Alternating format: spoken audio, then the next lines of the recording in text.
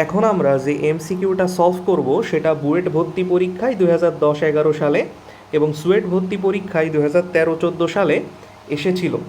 এই এমসিকিউটি বৃত্ত অধ্যায়ের খুবই গুরুত্বপূর্ণ একটি এমসিকিউ। তাহলে চলো এমসিকিউটি সমাধান করা যাক। এখানে বলা হচ্ছে 0,-1 এবং 2,3 বিন্দুদ্বয়ের সংযোগ রেখাকে ব্যাস ধরে অঙ্কিত বৃত্তটি এক্স অক্ষ থেকে যে পরিমাণ অংশ ছেদ করে তার পরিমাণ কত। আমরা বৃত্ত অধ্যায়ে পড়ছিলাম যে কোনো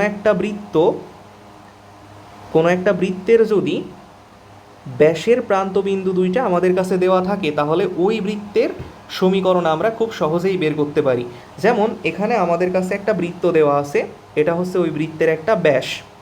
এই ব্যাসের প্রান্তবিন্দু যদি আমাদের জানা থাকে, অর্থাৎ আমাদের কাছে ধরা যাক যে এই ব্যাসের এই প্রান্তবিন্দুটা দেওয়া আছে x1 y1 এবং এই প্রান্তবিন্দু দেওয়া আছে x2 y2।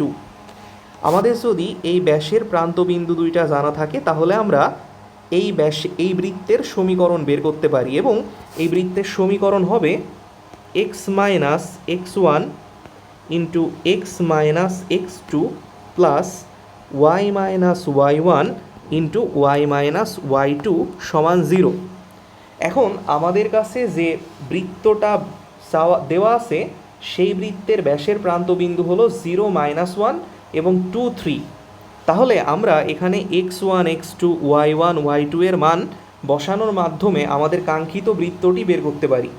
তাহলে আমাদের বৃত্তের সমীকরণটি যদি আমরা বের করতে চাই তাহলে আমাদের বৃত্তের সমীকরণটি এরকম হবে x মাইনাস এখানে x1 হিসেবে কত আছে 0 ইন্টু x মাইনাস x2 হিসেবে আছে কত 2 প্লাস y মাইনাস y1 হিসেবে আছে কত -1। এখানে মাইনাসে মাইনাসে কী হয়ে যাবে প্লাস হয়ে যাবে y minus y1 into y minus y2 কত 3 ইকুয়াল টু কত 0। অর্থাৎ আমাদের কাঙ্ক্ষিত বৃত্তের সমীকরণ হলো এটি।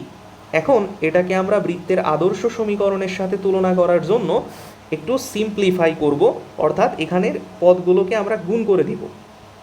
তাহলে আমরা পাচ্ছি এখান থেকে x² minus 2x plus y² minus 3y plus y minus 3 equal to 0।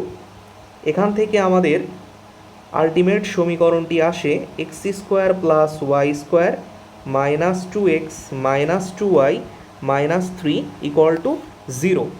অর্থাৎ আমাদের কাঙ্ক্ষিত বৃত্তের সমীকরণ হচ্ছে এটি x² plus y² minus 2x minus 2y minus 3 সমান 0। এখন আমাদেরকে যেটা করতে হবে সেটা হলো এই বৃত্তটি এক্স অক্ষ থেকে যে পরিমাণ অংশ ছেদ করে, অর্থাৎ এক্স অক্ষের ছেদাংশ বা এক্স অক্ষের খণ্ডিত অংশ আমাদেরকে বের করতে হবে। এখন আমরা জানি কোনো একটা বৃত্ত এক্স অক্ষ থেকে যে পরিমাণ অংশ ছেদ করে তার দৈর্ঘ্য হলো, আমরা জানি যে এক্স অক্ষের খণ্ডিত অংশের পরিমাণ, আমরা জানি এক্স অক্ষের খণ্ডিত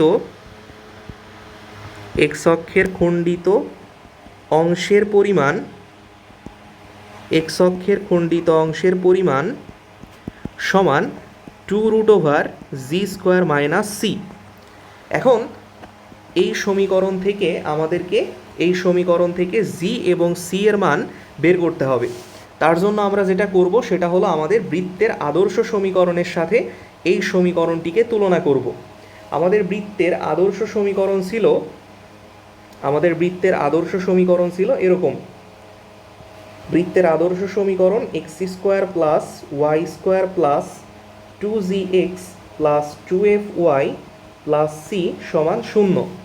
অর্থাৎ এখানে x এর সহগ ছিল 2g। আমরা যদি আমাদের বৃত্তের সমীকরণটিকে বৃত্তের আদর্শ সমীকরণের সাথে তুলনা করি তাহলে সেখান থেকে আমরা বলতে পারি যে 2g সমান এখানকার x এর সহগ -2, অর্থাৎ g এর মান আসে -1। এখানকার x এর সহগ আর এখানকার x এর সহগ পরস্পর সমান লিখলাম, সেখান থেকে আমরা g এর মান পেয়ে গেলাম।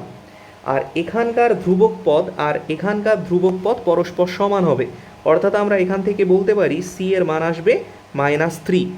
এখন আমাদের প্রাপ্ত g এবং c এর মান আমরা যদি এই সমীকরণে বসাই দেই তাহলেই আমরা এক্স অক্ষের খণ্ডিত অংশের পরিমাণ পেয়ে যাব।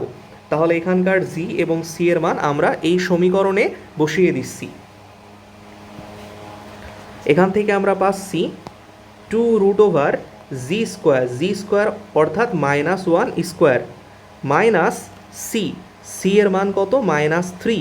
তাহলে এখান থেকে আমরা পাবো 2√1 + 3 অর্থাৎ 2√4, অর্থাৎ উত্তর আসবে 4, যেটা কিনা এ নম্বর অপশনেই আছে।